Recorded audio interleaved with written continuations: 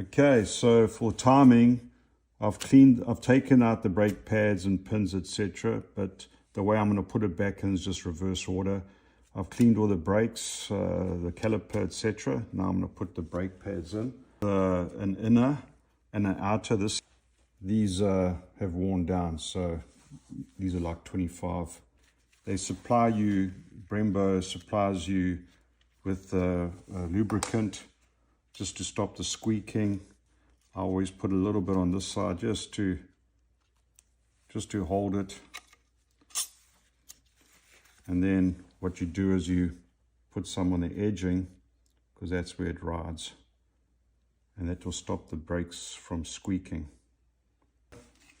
So I've pushed back the pistons. There's pistons there. You might have to push them back a bit. And then this thing should just slide in. And there you are. Voila. And that stays right there. This side here, I usually pull the pistons back. Just pull them back. You might use a lever to help, but these are okay. And I'll do the other side. Okay, now it slides in. Right, then what I took out last, I put in first. So here's the spring plate. It goes on like that. This pin goes in through here. We'll go through the pad. You have to feed it through this spring plate, this backing plate. It holds the tension on the pads. I'm going to put my head in and tap these in.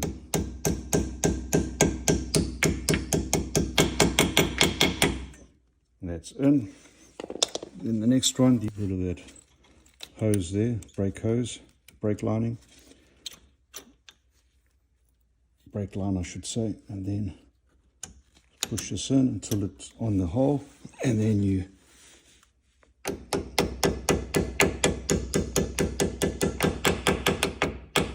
as soon as you hear it's in, it's in. And that's it. There's the brake pad, all locked in, ready to go.